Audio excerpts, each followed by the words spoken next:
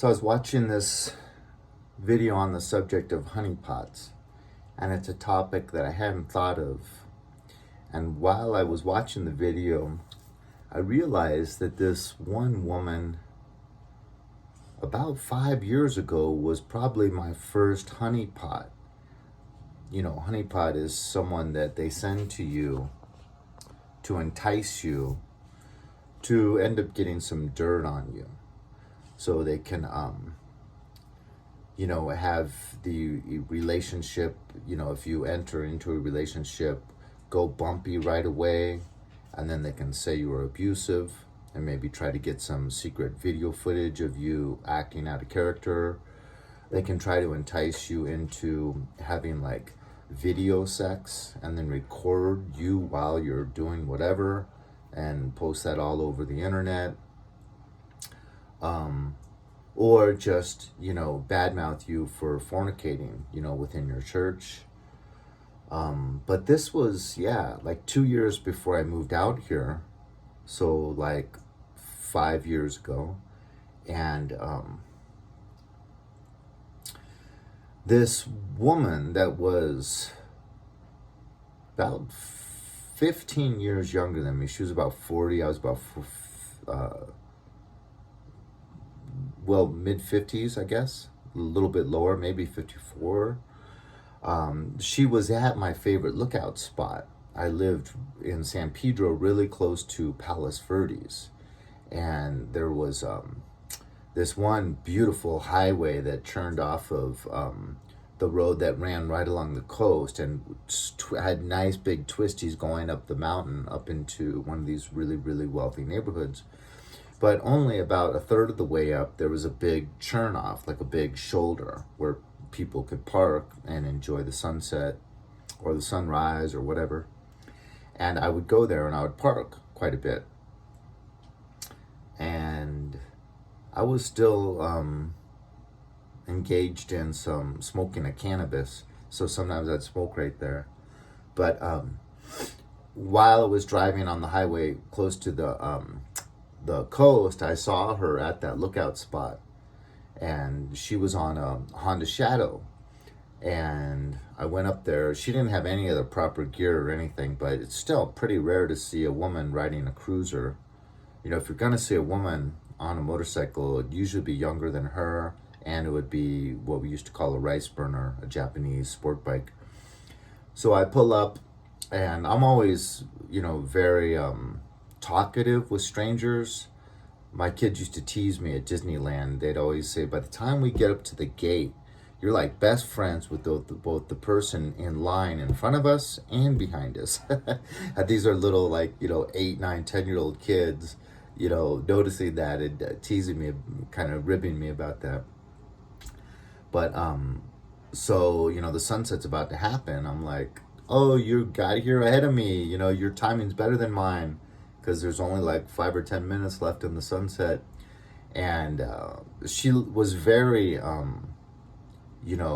interested in flirting with me, you might say, and being very talkative and gregarious. So she said, something to the effect of, I could use someone to go on a ride with, or she opened that door to exchange phone numbers. It wasn't me. And usually it is the guy that takes that step. I was like, all right, yeah, let me get your number, and pull out my cell phone and get her number. And then when we're talking on the phone, she's very flirtatious. And then we actually agreed to go out on a date. And now, mind you, this was a woman that had a PhD, was a philosopher at UCLA in neuro something about the brain. And she was very high up the ladder at working at Pfizer, so she had a full-time job with Pfizer, using her doctorate degree, making big money. And then she was a professor at UCLA too. She had a huge yacht that she lived on, and had a beautiful, beautiful Mercedes, like one of those that is the full size of a sedan, but only 2 doors. and it was convertible. Oh my goodness. But while we're talking about where we're going to go on this date and whatnot, she dropped a few hints that she could come over after the date. And, I could have my way with her, he, and stuff like that. I'm just like, first of all, I'm kind of upset that you're not into church life, and, you're not more into the Lord. She said she believed that she believed in Jesus, but I found out actually on the day, the deal breaker for me was that she said that she kind of believed that he was more of a sage, like a prophet, and that during those years in between 12, when he's lost in the temple, and the proclamation when he starts his ministry, that he lived in India for several years, studying under, hoodoo gurus and sages and whatever. So that was the deal breaker for me. Like, I'm not going to even date anyone unless they know that Jesus is the risen Lord, second person in the Holy Trinity, and that he died for our sins. Just believe every word of the Bible. And I could date someone that didn't go to church, but I'd prefer someone that enjoys fellowship. Because I feel a lot of good comes out of fellowship. But there's so many born-again Christians that just hate anyone that goes to church, especially Catholics. You won't believe how many subs I've lost because I admit that I'm Catholic. And me, it's like big deal. Like, I grew up with, I spent a lot of time with my uncle and aunt that had 5 children. So they were my cousins, obviously. And Philip was my favorite cousin and pretty much one of my favorite people in the world as a child. We laughed together so much. Just as soon as we'd get together, it seemed like we'd start laughing. So it was just wonderful therapy in a way. And we just had shenanigans. And like at the dinner table, the dad was into physical corporal punishment, but we didn't let it scare us. Our main thing we would try to do is when we would take a sip of milk is to get that person to laugh, so that milk would like come out of their nose. And then we would get either hit on top of the head or actually a spanking. We didn't care. We were going to have fun. But back to the honeypots. So, I told her, basically as the meal was wrapping up, she chose this very expensive restaurant that I should not have agreed to go to. So I'm already into it for much more money than I wanted. She should have noticed that, I got like a side salad and that's all I ordered, but right down on the coast in a very posh, trendy restaurant, not my style, but kind of let her know, that I would only really be serious about dating someone that really understands who the Lord is and has a relationship with him. And so she's a little bit salty. We walk out, we get in the car. She wanted to drive, so she was driving that beautiful Mercedes. And she drives me home, and I don't know why, but I felt out of decency that I could go and give her a peck on the cheek or whatever. And she comes in for a full-on French kiss. And so I guess that was her last-ditch effort. And it only struck me right now, like 10 minutes ago when I was watching this video on honeypots, that this was probably someone that was sent to me. And then during the first 2 years of my attending this really gorgeous, big, beautiful Catholic church that's in this town where I live, I had 3 honeypots. I sat in the same pew every Sunday, same time. So they knew right where to send this person. And then all of a sudden I would start noticing the same female is showing up next to me, single, always much younger than me, always much heavier than I prefer, I'm athletic and I always preferred someone that could go rollerblading or play tennis with me or go on long hikes with me, and like one girl that beautiful Hispanic girl that I really would have had a relationship with. This was like when my kids were, relatively young. And I had like 3 dates with her and I cut it off because she really liked me and I really liked her, but I took her hiking and she got mad at me and she was sweating, she couldn't catch her breath, and that was a deal breaker for me. And maybe that's wrong, maybe you'll judge me for that. I don't care. I'm all about just truth and always admitting to truth. But I was kind of like, in my brain, I was like, I've got to have someone that's physically active with me. That's what I do on weekends. And so I'm not going to be able to be with you on the weekend. No, that's not going to work. And she was a little bit too much into always going out Friday and Saturday nights and drinking. A little bit more. I was already kind of moving away from that. At least where you go out and you spend a lot of money on drinking. I wouldn't mind having I always liked my 24 ounces of Silver Bullet Coors Light. So I'd have maybe 1 or 2 of those at home on a Friday or Saturday night, but I wasn't into going out and spending a lot of money for overpriced alcohol at these pubs. And she was a regular at a pub that was just about less than a mile from where she lived. And she was like literally part of their social group, So that's a little bit too much entangled with the drinking lifestyle for me. But back to this honeypot. So she went in for the full-on French kiss, and I was like, didn't you hear what I said at the dinner table? But anyways, so this Catholic church, there was 3 over the course of 2 years that would then, sit a little bit closer, after by the 3rd Mass that we had been in the same pew together. And then there's part of the Mass where you always greet the people around you, and would kind of like want to hold hands in like kind of a intimate way, or I don't know, like kind of rub your palm with the thumb, or, it just seemed like she was trying to get next to me. And then like maybe drop something at the end of the Mass and turn and walk away so that I'd have to go, oh, you dropped this, oh, well, thank you so, and act extra nice. And, was trying to, obviously, you could tell, get in there. But, I don't like dating anyone that's not at least within an 8, possibly 10-year difference at the most. But the honeypots they would send me were 1, too heavy for what I prefer, and 2, too young. So then I'm walking my dog and I meet this college student, that's literally like 22, that fully said, well, I have a dog, but I never walk him enough. Maybe you could help me lose weight, and you could give me your phone number and we could walk our dogs together.